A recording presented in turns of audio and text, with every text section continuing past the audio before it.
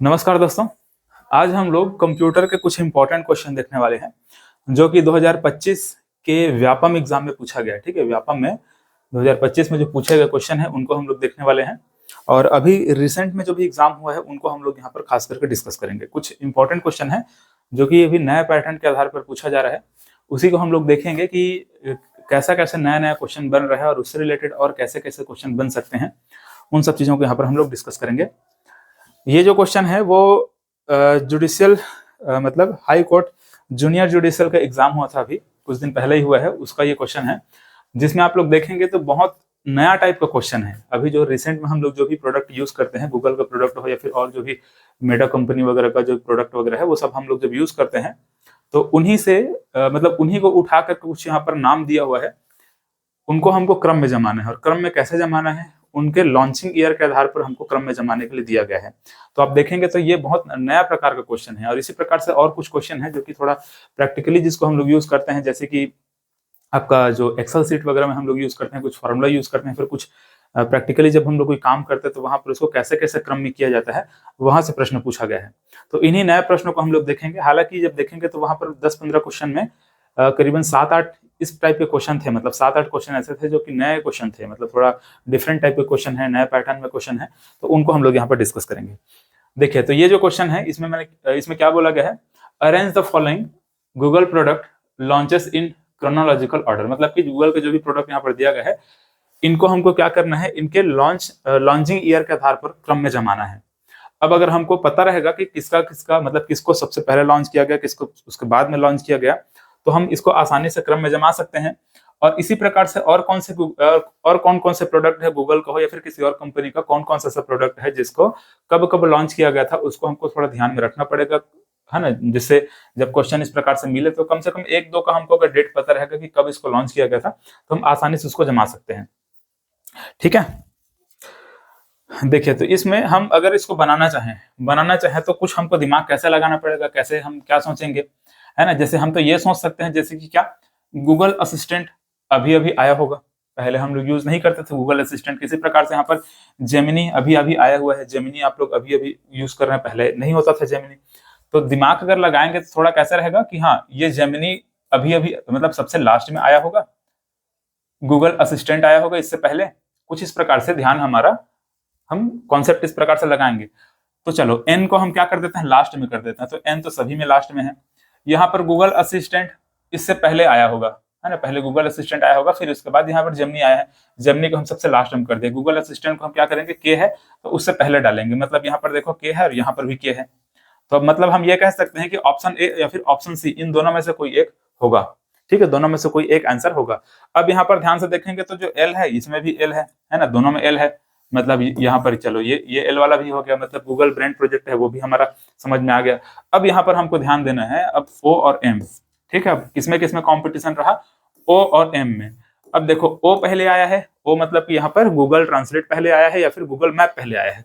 अब यहाँ पर हमको दिमाग लगाना पड़ेगा, और जब तक हमको नहीं पता रहेगा कि गूगल ट्रांसलेट पहले आया है फिर गूगल मैप पहले आया है, तो हम कैसे बनाएंगे, है ना। देखा जाए तो बहुत पहले से यूज करते आ रहे हैं, गूगल ट्रांसलेट को भी यूज करते आ रहे हैं, गूगल मैप को भी यूज करते आ रहे हैं। तो अब हमको ध्यान देना होगा कि किसी एक का डेट हमको पता रहना चाहिए, मतलब जो इंपॉर्टेंट चीज है उसका 1-2 डेट हमको पता रहेगा, तब हम क्या कर सकते हैं, इसको अनुमान लगा सकते हैं कि हाँ ऐसा होगा। ठीक है, हालांकि इसमें दोनों का डेट हमको पता रहेगा तब हम कहीं जाकर के इसका आंसर निकाल पाएंगे। ठीक है, हालांकि इसका आंसर यहाँ पर सी है, मतलब कि देखेंगे तो यहाँ पर गूगल मैप पहले आया है, उसके बाद गूगल ट्रांसलेट आया हुआ है। ठीक है, अब देखो, इसको बनाने के लिए या फिर इसके पीछे का और जो भी कॉन्सेप्ट है उसको समझने के लिए, कॉन्सेप्ट ना बोल करके कह सकते हैं, फैक्चुअल जो भी जानकारी है उसके लिए हमको ये पता होना चाहिए, मतलब कि कौन कौन से प्रोडक्ट को कब कब लॉन्च किया गया था, चाहे वो गूगल का प्रोडक्ट हो चाहे वो किसी और कंपनी का प्रोडक्ट हो, लेकिन जो इंपॉर्टेंट हो। ठीक है, जैसे कि देखो, जैसे कि गूगल को लॉन्च कब किया गया था, ये सबसे पहले हमको पता होना चाहिए। गूगल को कब लॉन्च किया गया था, तो बता देंगे 1998 में। कहीं पर आप लोग पढ़े भी होंगे, 4 सितंबर 1998 को गूगल को लॉन्च किया गया था इस प्रकार से। और मैं कंप्यूटर का जो क्लास है एप्लीकेशन में, वहां पर भी मैं पढ़ाया था गूगल को कब लॉन्च किया गया था, है ना। इसके बारे में हम लोगों ने डिटेल में बात किया था। तो पहले तो गूगल याद रखना है, उसके बाद देखो यहाँ पर फेसबुक और जीमेल को एक साथ याद रखो, क्योंकि यहाँ पर देखोगे तो 2004 में फेसबुक है और 2004 में ही यहाँ पर जीमेल है। अब 2004 में यहाँ पर देखेंगे तो फरवरी में है ये फेसबुक, और यहाँ पर जीमेल है अप्रैल में। तो फेसबुक से फरवरी ऐसे याद रख लेंगे, एफ और एफ याद रख लेंगे। फेसबुक कब लॉन्च हुआ है? फरवरी 2004 में लॉन्च हुआ है। इस प्रकार से इसको तो आप ट्रिक बनाकर याद रख लेंगे, है ना। और अब यहाँ पर देखेंगे तो एफ से फेसबुक है और जी से यहाँ पर जीमेल मतलब जीमेल है। जीमेल अप्रैल में लॉन्च हुआ है ना। जीमेल कब लॉन्च हुआ है? सॉरी, हाँ, जीमेल कब लॉन्च हुआ है? तो अप्रैल में। तो यहाँ पर देखो एफ जी, ऐसे एबीसीडी हम लोग जब पढ़ते हैं A B C D E F G, F के बाद क्या आता है? जी आता है। तो एफ के बाद जी, तो यहाँ पर जी को याद रख लेंगे, ठीक है। मतलब इस क्रम को याद करवा रहा हूँ आपको। एफ से तो आप फरवरी याद रख लोगे, फेसबुक फरवरी 2004 में लॉन्च हुआ है। लेकिन जीमेल को याद रखने के लिए आपको एफ के बाद जी आता है, ऐसे याद रख लेंगे। तो है ना, यहाँ पर अप्रैल याद रख लेंगे। अप्रैल 2004 में कब कौन सा क्या लॉन्च हुआ है? तो जीमेल लॉन्च हुआ है। लेकिन एक चीज ध्यान देंगे, अगर आपसे पूछा जाएगा ईमेल का आविष्कार कब हुआ था, तो ईमेल का आविष्कार हुआ था बोल देंगे 1971 में, ठीक है। रे टॉमिन्सन द्वारा, है ना, रे टॉमिन्सन द्वारा इसको लॉन्च किया गया था 1971 में। जीमेल पूछेगा तो। लेकिन ये क्या चीज है? ये है गूगल का मेल है, ठीक है। अलग अलग कंपनी का, अलग अलग जो भी कंपनी है उनका मेल प्रोडक्ट होता है, तो इसमें हम गूगल का मेल प्रोडक्ट को क्या बोलते हैं? जीमेल बोलते हैं, ठीक है, गूगल मेल बोलते हैं। लेकिन आपसे अगर पूछेगा ईमेल कब आविष्कार हुआ था, इलेक्ट्रॉनिक मेल का आविष्कार कब हुआ था, तो 1971 बता देंगे, ठीक। चलिए, तो यहां तक तो हमको समझ में आ गया। अब यहाँ पर देखो, यहाँ पर यूट्यूब और गूगल मैप, यूट्यूब और गूगल मैप दोनों 2005 याद रखेंगे, ठीक है। यूट्यूब और क्या है? गूगल मैप को, दोनों को कैसे याद रखेंगे? 2005 को याद रखेंगे, ठीक है। यूट्यूब है, फिर क्या है? गूगल मैप है। इसका देखो गूगल ट्रांसलेट। अब देखो यही चीज है, वो जो क्वेश्चन था उसमें हमको क्या क्या दिया गया था? एक तो गूगल मैप दिया गया था और गूगल ट्रांसलेट दिया हुआ था, ठीक है। गूगल मैप और गूगल ट्रांसलेट, तो हमको यहाँ पर क्या पता चला कि गूगल मैप पहले लॉन्च हुआ है, उसके बाद यहाँ पर गूगल ट्रांसलेट लॉन्च हुआ है। 2005 में गूगल मैप है, 2006 में क्या चीज है? गूगल ट्रांसलेट है। अब ऐसे कुछ याद रख लेंगे कि सबसे पहले तो अगर देखा जाए तो मैप वगैरह का ही आविष्कार हुआ है। पुराने जमाने में देखेंगे तो इस प्रकार जो मैप वगैरह है, तो बहुत पुराने समय से मैप का यूज करते आ रहे हैं। सिंपल जो पेन पेपर वाला मैप होता है ना, वो सबका। तो मैप पहले आया है, ऐसे याद रख लेंगे। ट्रांसलेटर बाद में आया है, ठीक है। तो गूगल मैप है 2005 में, गूगल ट्रांसलेट हम लोगों ने देख लिया 6 में। और कुछ ना कुछ अगर इसका ट्रिक बनता है तो याद इसका मतलब इसको याद रखने की कोशिश करेंगे ना। जैसे यहाँ पर देखेंगे तो एम से क्या है? मैप है, ऐसे। तो एम ये 5 है, ठीक है। एम 5 यहाँ पर इस प्रकार से, यहाँ पर ट्रांसलेटर का 6 है ऐसे। तो T6 है, M5 है। ऐसे कुछ बनाकर याद रख लो, जैसे भी याद रख लो, है ना। जैसे कि हम लोग T20 वगैरह देखते हैं ना, क्रिकेट वगैरह देखते हैं, है ना। क्रिकेट टी कहीं ना कहीं आ रहे तो वहां पर छक्का ऐसे मारते हैं, तो क्या है? 6 ऐसे याद रखना है। तो ट्रांसलेट 2006, है ना, गूगल ट्रांसलेटर 2006। अब यहाँ पर देखो ब्रेन प्रोजेक्ट है, एक प्रकार का गूगल का ये एआई प्रोजेक्ट था, है ना। तो गूगल ब्रेन प्रोजेक्ट इसको कहते हैं। तो गूगल जो ब्रेन प्रोजेक्ट था ये 2011 में लॉन्च किया गया था, ठीक है। कब? 2011 में। इसके बाद गूगल ड्राइव देखते हैं तो 2012 में, गूगल असिस्टेंट देखते हैं 2016 में, और बार्ट एआई है, या फिर इसी को हम लोग जेमिनी के नाम से जानते हैं, ठीक है। इस जेमिनी का आविष्कार हुआ था 2023 में। तो इस प्रकार से इसके क्रम को आपको याद रखना है, ठीक है। जेमिनी तो आपको पता रहेगा, यहाँ पर आप आराम से बता देंगे 2023 में लॉन्च किया गया, मतलब सबसे लास्ट में ये आ जाएगा गूगल जेमिनी है ना। या फिर बार्ट एआई के नाम से पहले इसको जानते थे, लेकिन जेमिनी अभी इसको कहेंगे, ठीक। गूगल जेमिनी से पहले गूगल असिस्टेंट, ठीक है। पहले भी हम लोग क्या करते थे? गूगल में सर्च करने के लिए बोल कर कैसे क्या करते थे? सर्च करते थे। या फिर गूगल असिस्टेंट लगभग बहुत पहले से यूज करते आ रहे हैं, तो ध्यान तो रहेगा। गूगल असिस्टेंट आया है, फिर उसके बाद यहाँ पर जेमिनी आया है। जेमिनी अभी अभी आया है, ठीक है। गूगल ड्राइव को याद रख लेना, है ना। गूगल ड्राइव हो सकता है कि लगे बीच में कहाँ से आ गया, लेकिन ऐसे इसको ध्यान रखना पड़ेगा। तो देखो मैप और ट्रांसलेटर को तो आप लोग ऐसे याद रखो, 5 है फिर 6 है ना। गूगल ब्रेन का याद रख लेंगे 11, गूगल ड्राइव का रख लेंगे 12, है ना। अब इनका भी कुछ ना कुछ आप चाहे तो ट्रिक बनाकर याद रख सकते हैं ना। जैसे गूगल ड्राइव का क्या बनेगा? 12 है ना। तो अगर हम ड्राइव करते हैं तो अगर हम सही सलामत ड्राइव करें तो ठीक है, वरना पुलिस हमारा 12 बजा देगा, ऐसे याद रख लेंगे, है ना। पुलिस क्या कर देगा? 12 बजा देगा। तो 2012 याद रख लेंगे, ठीक है। गूगल असिस्टेंट तो डायरेक्ट 2016 याद रखो, और जेमिनी का तो यहाँ पर ऐसे 23 में याद रहेगा, तो याद हो जाएगा। गूगल मैप को, गूगल ट्रांसलेटर को, है ना, मैं बताया हूँ T20 से 6 ऐसे याद रखेंगे, 2006 याद रख लेना, और मैप से 2000 मतलब मैप से 5 याद रखना, और यूट्यूब को भी 2005 याद रखना पड़ेगा। चलिए, तो ये इस प्रकार से ये जितना भी इंपॉर्टेंट है इसको आप लोग ध्यान रखिएगा कब कब इनको लॉन्च किया गया था। ठीक है, अब इसके आधार पर आप आराम से इसको बता सकते हैं, है ना। हम लोगों ने क्या क्या देखा यहाँ पर, जेमिनी को 2023 में लॉन्च किया गया है ना। जेमिनी क्या 2023 में लॉन्च हुआ है। ऐसे गूगल मैप 2005 हम लोगों ने देखा है ना। गूगल ट्रांसलेट 2006 हम लोगों ने देखा। ऐसे ट्रांसलेट T से 6 और 6 से क्रिकेट, क्रिकेट याद रखें से, है ना। गूगल ब्रेन प्रोजेक्ट हम लोगों ने क्या देखा, 2011 देख लिया। गूगल असिस्टेंट हम लोगों ने क्या देखा, 2016 देख लिया। तो अब इसको आसानी से आप जमा सकते हैं, है ना। सबसे पहले देख लो यहाँ पर गूगल मैप आया है ना, ये O आया है, फिर यहाँ पर M से गूगल ट्रांसलेट, फिर यहाँ पर L से गूगल ब्रेन प्रोजेक्ट, फिर यहाँ पर ये सभी। चलिए, तो इसको इसी प्रकार से आपको बनाना है। उन सबका डेट याद रख लो, और कभी न कभी कोई ना कोई एग्जाम में आपको वैसा प्रश्न फिर से देखने को मिलेगा, क्रम में जमाने के लिए देखने को मिलेगा, तो कम से कम 4-5 का नाम याद रहेगा, तब आप आसानी से बना पाएंगे। ठीक है, सबसे पहले तो आपको गूगल लॉन्च कब हुआ तो उसको ध्यान रखना है। तो ये 2000 से पहले मतलब 1998 में हुआ है। फेसबुक को भी याद रख लो, बहुत पुराना है और बहुत इंपॉर्टेंट चीज है, सबसे पहले उसी को यूज करते थे लोग, इसीलिए। फिर यहाँ पर जीमेल को भी याद रखना पड़ेगा 2004 में। तो FG करके बताया हो ना, वहां से उसको याद रखेंगे। चलिए, अब देखो यहाँ पर एक और क्वेश्चन है जो कि बहुत ही मजेदार क्वेश्चन है।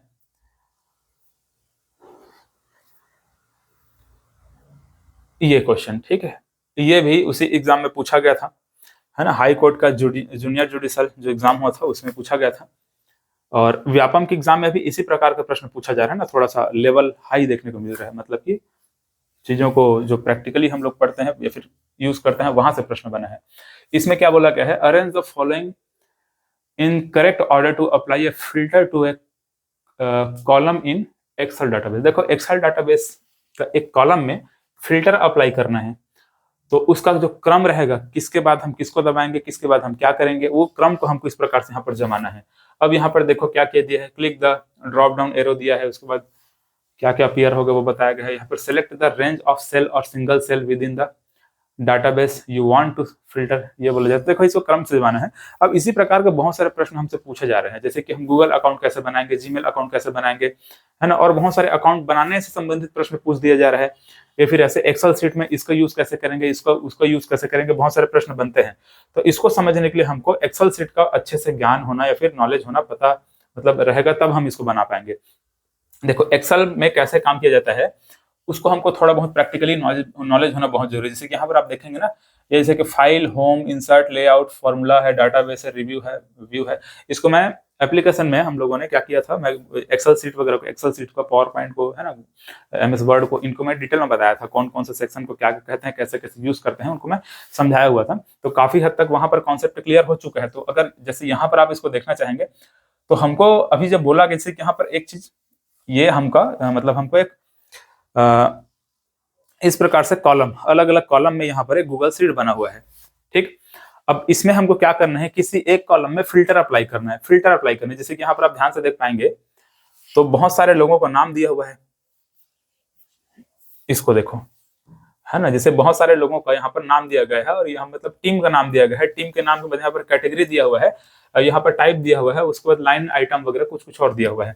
अब इसमें हमको बोला क्या गया है, वो जो क्वेश्चन अभी मैं आपको दिखाया हूँ, उस क्वेश्चन में सिंपल आपको ये बोला गया है कि किसी भी एक कॉलम में, ठीक, किसी एक कॉलम में मानकर चलो इस कॉलम में हमको, इस कॉलम में या फिर इस कॉलम में हमको क्या करना है, फिल्टर अप्लाई करना है। फिल्टर अप्लाई करने के बाद क्या होना चाहिए, जिसको हम देखना चाहते हैं, मानकर चलो हम सिर्फ क्या देखना चाहते हैं, सैड ऑपरेशन वाले नाम को देखना चाहते हैं, या फिर हम सिर्फ पीपल्स को देखना चाहेंगे, सॉरी, सिर्फ हम पीपल देखना चाहेंगे, है पीपल को हम देखना चाहते हैं, सैड ऑपरेशन को नहीं देखना चाहते हैं। सैड ऑपरेशन हम चाहते हैं कि छुप जाए, ओनली यहाँ पर पीपल वाला जो ऑप्शन रहेगा वो हमको दिखाई दे। मतलब हम यहाँ पर फिल्टर अप्लाई कर देंगे इस कैटेगरी में। फिल्टर अप्लाई करने के बाद हमको वही चीज दिखाई देगा जहां जहां पर फिल्टर लिखा हुआ है। ठीक है, बाकी यहाँ पर ये वाला जो इस प्रकार से ये रहेगा वो हट जाएगा। ठीक है, मतलब जहां पर सैड ऑपरेशन या फिर और कुछ लिखा हुआ है वो सारे के सारे जो रो रहेगा वहां से छुप जाएगा, तो हमको सिर्फ पीपल दिखेगा। ऐसे हमको एक फिल्टर अप्लाई करना है। तो ये फिल्टर अप्लाई करने के लिए यहाँ पर प्रोसेस क्या होना चाहिए, वो प्रोसेस हमको यहाँ पर बताना है। ठीक है, प्रश्न में वही पूछा गया था, और प्रश्न में जो जो हमको ऑप्शन में दिया हुआ है वो ऑप्शन में वही चीज दिया हुआ है जो यहाँ पर हम ऑपरेशन करते जाएंगे। मतलब जैसा जैसा हम यहाँ पर ऑप्शन को क्लिक करते जाएंगे, जैसे जैसे हम प्रोसेस करते जाएंगे, वैसे वही ऑप्शन वहां पर दिया हुआ है। तो देखो, इसमें आप ध्यान से देख पाएंगे तो हालांकि इसको यहाँ पर मैं क्रम में जमा दिया हूँ, यहाँ पर देखेंगे तो स्टेप 1 में क्या करेंगे, तो सबसे पहला जो स्टेप रहेगा उसमें हमको ये करना है कि इस एक्सेल शीट में सबसे पहले तो वहां उसको सेलेक्ट करना है जहां पर हमको फिल्टर अप्लाई करना है। मानकर चलो हमको फिल्टर अप्लाई करना है इतने में, ठीक है, इस प्रकार से हमको यहाँ पर इतने में फिल्टर अप्लाई करना है, ठीक है। इस वाले एक्सेल शीट में हमको क्या करना है, या फिर इस वाले सेक्शन में हमको फिल्टर अप्लाई करना है, या फिर यहाँ पर नहीं तो हम चाहते हैं सिर्फ हम इतने में फिल्टर अप्लाई करना चाहते हैं इस तरीके से। तो सबसे पहले क्या बोला जा रहा है, select a cell within the range. हमको क्या करना है, सेल को सेलेक्ट करना है, या फिर इस प्रकार से एक सेल को नहीं, यहाँ पर सेल रेंज ऑफ सेल को सेलेक्ट कर लो। इस प्रकार से यहाँ से यहाँ तक जो सेल है इसको हम सेलेक्ट कर ले। यहाँ पर हमको क्या करना है, फिल्टर अप्लाई करना है। इस यहाँ से यहाँ तक इस रेंज को हम लोग क्या कर लिया, सेलेक्ट कर लिया। अब यहाँ पर हमको फिल्टर अप्लाई करना है, तो सबसे पहले तो यहाँ पर होम में जाना है, ठीक है। अच्छा सॉरी, होम में ना जाकर यहाँ पर, होम में तो पहले से रहेंगे, ठीक है। जब होम में रहेंगे तो इस प्रकार से आपको दिखाई देता रहेगा। हमको क्या करना है, ये डाटा में क्लिक करना होगा, ठीक है। जैसे प्रोसेस को आप यहाँ पर स्टेप को आप देखेंगे तो सबसे पहले हमको वही दिया गया है कि select the range of cell और single cell within the database you want to filter. Select कर लिए, उसके बाद हमको क्या करना है, click on filter button in sort and filter group on database. देखो सॉरी डाटा टैब, तो डाटा टैब में जा करके हमको क्या सेलेक्ट करना है, सॉर्ट में फिल्टर को सिलेक्ट करना है। जैसे हम लोग क्या किए, हम कहाँ जाएंगे, यहाँ पर डाटा में जाएंगे, यहाँ पर क्या लिखा है, डाटा लिखा हुआ है, इसमें चले जाएंगे, है ना, डाटा बोलो या फिर डेटा बोलो, तो इसमें चले जाएंगे। जब इसमें जब हम लोग पहुंचेंगे तो हमको यहाँ पर कुछ ऐसा दिखाई देगा, ठीक है। इस प्रकार से जब हम यहाँ पर डेटा को क्लिक करेंगे, इस प्रकार से देखो, इस तरीके से जब इसको क्लिक करेंगे तो हमको कुछ ऐसा ये दिखाई देगा, ये वाला सेक्शन कुछ ऐसा दिखाई देगा। यहीं पर हमको सॉर्ट एंड फिल्टर वाला एक ऑप्शन मिलेगा, ठीक है, सॉर्ट एंड फिल्टर। इसी सॉर्ट एंड फिल्टर में हमको फिल्टर देखने को मिलेगा, ठीक है। इसी सॉर्ट एंड फिल्टर में हमको क्या देखने को मिला, फिल्टर देखने को मिला। तो हमारा पहला स्टेप क्या था कि उस सेल को सेलेक्ट कर लेना, या फिर उस रेंज को सेलेक्ट कर लेना जहां पर हम क्या करना चाहते हैं, फिल्टर अप्लाई करना चाहते हैं। उसके बाद हमको क्या करना है, इस डाटा वाले यहां पर चले जाना है, ये वाले पॉइंट में चले जाना है। इसके बाद यहाँ पर सॉर्ट और फिल्टर वाले ऑप्शन में जाना है, और सॉर्ट एंड फिल्टर में हमको फिल्टर का एक ऑप्शन मिलेगा, उसको क्लिक करना है, ठीक है। तो हम क्या किए, डाटा में जा करके फिल्टर को क्लिक किया, ठीक है। डाटा में गए और उसके बाद हमने क्या किया, फिल्टर को क्लिक किया। ये हमारा दूसरा स्टेप था, ठीक है, दूसरा स्टेप हमारा हुआ।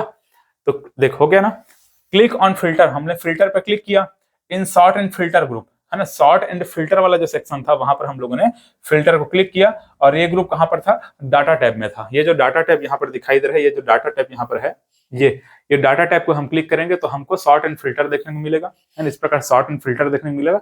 इस सॉर्ट एंड फिल्टर में हमको फिल्टर को क्लिक करना है, तो हमने फिल्टर को क्लिक किया। उसके बाद अगला हमारा जो स्टेप रहेगा, अगला जो स्टेप रहेगा, देखो क्या बोले जा रहा है, click on the click the drop down arrow, है ना। क्या करना है, ड्रॉप डाउन एरो को क्लिक करना है, that appears in the column header you wish to filter. हमको जिस भी कॉलम हेडर को मतलब कॉलम को फिल्टर करना है, उसका जो ड्रॉप डाउन एरो है उसको क्लिक करना है। यहाँ पर आप ध्यान से देख पा रहे होंगे, तो ये एक ड्रॉप डाउन एरो है, यहाँ पर एक ड्रॉप डाउन एरो है, मतलब कि नीचे के साइड ऐसे नीचे की ओर झुका हुआ एरो, तीर के निशान, इस प्रकार से नीचे वाला तीर के निशान है। तो एक तो यहाँ पर ये वाले कॉलम में हमको ड्रॉप डाउन एरो इस प्रकार से यहाँ पर ये वाला दिखाई दे रहा है। इस वाले कॉलम में देखेंगे तो हमको यहाँ पर दिखाई दे रहा है, इस वाले कॉलम में देखेंगे तो यहाँ पर दिखाई दे रहा है, इस वाले कॉलम में देखेंगे तो यहाँ पर दिखाई दे रहा है, ठीक है, ये इस प्रकार से। तो इस सभी कॉलम में हमको ये जो पॉइंट यहाँ पर दिखाई दे रहे हैं सभी ड्रॉप डाउन एरो है, इसको क्लिक करने के लिए बोला जा रहा है, ठीक है। तो यहाँ पर क्या करना है, इसको क्लिक करना है। तो क्लिक करना है ऐसे, जब क्लिक करेंगे तो क्या होगा, ठीक है। यहाँ पर क्लिक करने के देखो, जिस भी हमको कॉलम में फिल्टर लगाना है, जैसे मान के चलो यहाँ पर मैं पीपल दिया हुआ है, शेड ऑपरेशन दिया है ना, तो उसमें हमको क्या, हम चाहते हैं कि सिर्फ शेड ऑपरेशन दिखे या फिर सिर्फ पीपल दिखे। तो हम मान कर चलो यहाँ पर हम फिल्टर लगाना चाहते हैं, तो इसका ये वाले ऑप्शन को क्लिक करेंगे, ठीक है। यहाँ पर ये ड्रॉप डाउन एरो को क्लिक करेंगे। ड्रॉप डाउन एरो को क्लिक करने के बाद हमको कुछ ऐसा दिखाई देगा, ठीक है, ऐसे। यहाँ पर क्लिक किए, यहाँ क्लिक करने के बाद हमको कुछ ऐसा दिखाई देगा, ठीक है। यहाँ पर देखो सेलेक्ट ऑल रहेगा, है ना, सेलेक्ट ऑल, या फिर एलोकेटेड एजर दिया हुआ है, इंफ्रास्ट्रक्चर दिया हुआ है, अदर पीपल दिया है, ब्लैंक दिया हुआ है।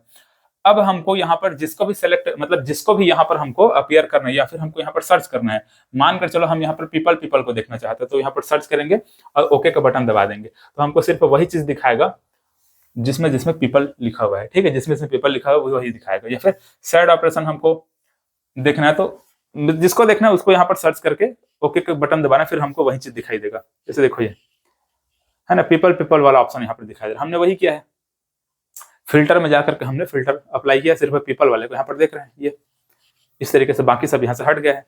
तो वही चीज यहाँ पर बोला जा रहा है, हमारा जो सीक्वेंस था उसमें आप चाहे तो इसको आराम से बना सकते हैं।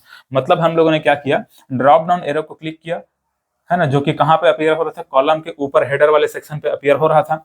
उसके बाद चेक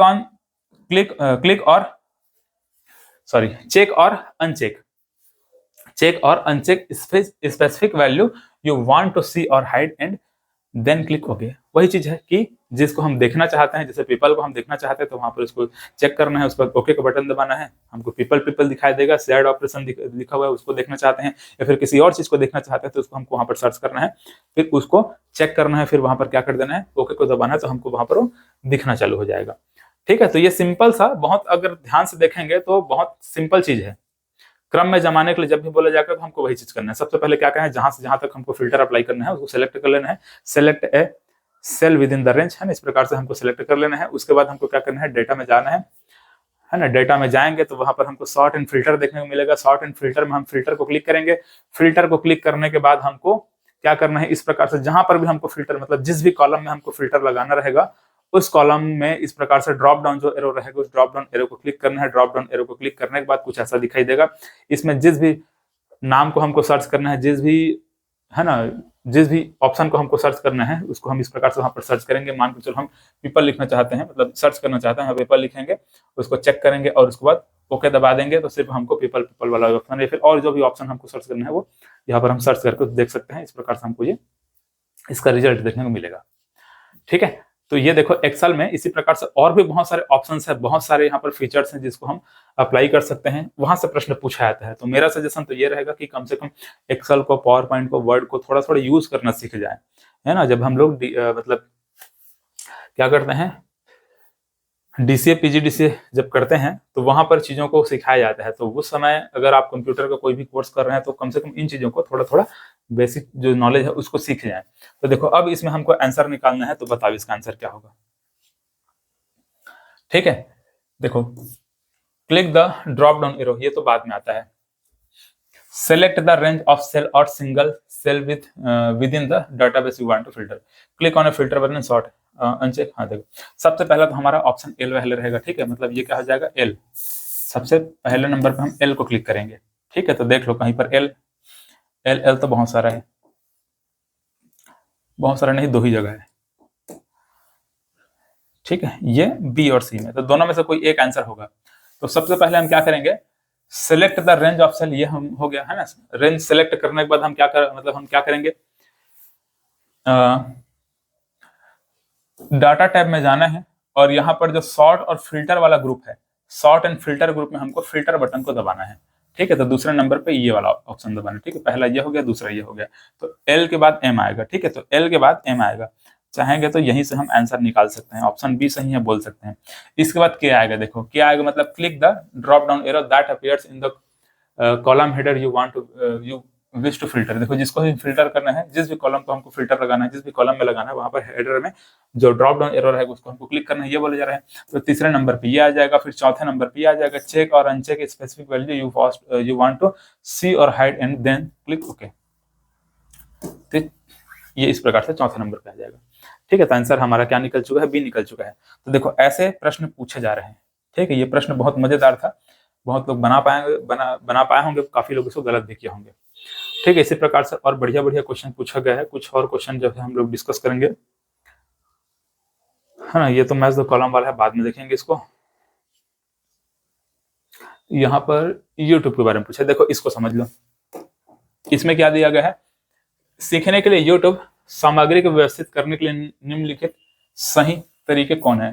ठीक है, यूट्यूब में हमको क्या करना है, कुछ सीखना है, कुछ जानकारी हमको सीखना है, तो उसको क्या करना है, मतलब यूट्यूब को हम कैसे यूज करेंगे, कैसे चीजों को ऑर्गेनाइज करेंगे, उसको यहाँ पर दिया हुआ है। तो विषय या कठिनाई के अनुसार प्लेलिस्ट बनाना। ठीक है, हम विषय या फिर कठिनाई के अनुसार क्या कर सकते हैं, प्लेलिस्ट बना सकते हैं। जैसे कि मान कर चलो हम सीजीपीएससी की तैयारी करना है, तो हम अलग अलग सब्जेक्ट पढ़ना चाहते हैं, तो हम 4-5 वहां प्लेलिस्ट बना कर रख लेंगे। एक हिस्ट्री का रहेगा, एक जियोग्राफी का रहेगा, ये पॉलिटी का रहेगा, एक छत्तीसगढ़ जीएस का रहेगा। अब हम जब भी कोई वीडियो देखेंगे, कोई वीडियो अच्छा लगा, हम उस प्लेलिस्ट में उसको ऐड करना चाहते हैं तो हम उसको ऐड कर सकते हैं। जैसे कि सीजी हिस्ट्री का हमने वीडियो देखा तो छत्तीसगढ़ वाले प्लेलिस्ट में हम लोगों ने ऐड कर दिया। इंडियन ज्योग्राफी का वीडियो कहीं पर देख लिया तो उसको इंडियन ज्योग्राफी के वीडियो को हम प्लेलिस्ट में ऐड कर देंगे। तो अलग अलग प्लेलिस्ट बना सकते हैं, ठीक है, ये तो सही बात है। सामग्री की समीक्षा किए बिना सभी वीडियोस को लाइक करना, ऐसा थोड़ी ना करते हैं, बिना वीडियो को देखे आप लाइक करते हैं क्या? वीडियो जैसे ही ओपन करेंगे फट से लाइक कर दिए, उसको छोड़ देंगे वीडियो, ऐसा नहीं होता है ना। सामग्री को मतलब कि किसी भी वीडियोस को हम बिना रिव्यू किए उसको लाइक नहीं करते हैं, तो ये क्या हो जाएगा, गलत हो जाएगा। वीडियो को रिव्यू करते हैं, देखते हैं, उसके बारे में जानकारी लेते हैं, उसके बाद हम इसको क्या करते हैं, लाइक करते हैं।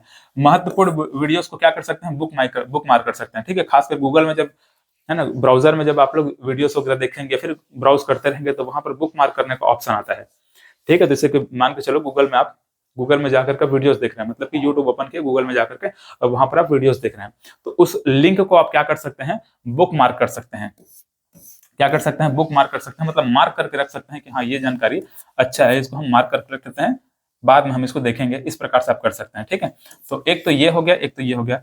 उसके बाद क्या बोला गया है, अप्रासंगिक जानकारी पर टिप्पणी करना, commenting on irrelevant information. Irrelevant information पे आप कमेंट करके क्या कर लेंगे, है ना, कोई जरूरी नहीं है कमेंट करने, आपको सीखना है, सीखने के लिए आपको जरूरी नहीं है कमेंट करना, तो आप इसको क्रॉस मार देंगे, ठीक है। तो हमारे लिए जो सही आंसर हो जाएगा वो ये वाला ऑप्शन है और ये वाला है ना। तो क्या क्या है, जे और एल, जे और एल हमारे लिए क्या हो जाएगा, सही हो जाएगा।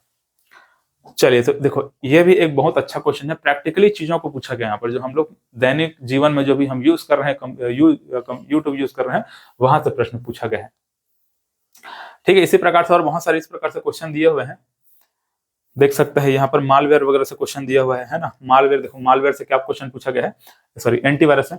तो एंटीवायरस सॉफ्टवेयर के क्या लाभ हैं बोला जा रहा है, तो एंटीवायरस सॉफ्टवेयर के क्या लाभ है, मालवेयर हमलों को रोकना, ठीक है, रोक सकता है। वायरस का पता लगाना, ठीक है, पता लगा सकता है। सभी फाइलों का स्वतः बैकअप करना, नहीं, बैकअप करने का काम नहीं होता है। बैकअप अगर कोई दूसरा सॉफ्टवेयर है वो बैकअप करेगा, लेकिन ये एंटीवायरस क्यों बैकअप करेगा, बैकअप नहीं करता, इसको छोड़ दो, ठीक है। सिस्टम को सुरक्षा बढ़ाना, ठीक है, ये सभी आंसर, मतलब जे के एम सही है, ठीक है, जे के एम सही है, ठीक है।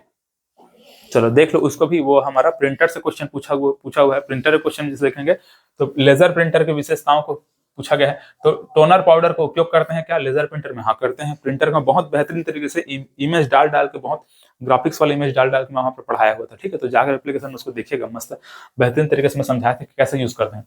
तो अगर प्रिंटर का क्लास देखे होंगे तो बहुत आसानी से इसको बता सकते हैं। लेजर प्रिंटर होता है, उस लेजर प्रिंटर में हमको पता है कि पाउडर को यूज करते हैं, ठीक है। इलेक्ट्रिक चार्ज वहां पर जनरेट होता है, जो कि पेपर में क्या करता है, पाउडर के छोटे छोटे जो कण होते हैं उसको चिपका देता है, ठीक है। फिर वहां उसको रोलर से रोल करके वहां पर प्रिंट होता है, ऐसा मैं समझाया हुआ था।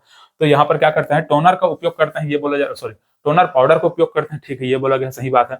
उच्च गति पीपीएम के लिए जाना जाता है, पेज पर मिनट के लिए जाना जाता है, वही बोला है ना, पेज पर मिनट पीपीएम के लिए जाना जाता है। स्याही का छिड़काव करते हैं, नहीं, स्याही का छिड़काव नहीं करते हैं। एल ऑप्शन क्या हो जाएगा, गलत हो जाएगा।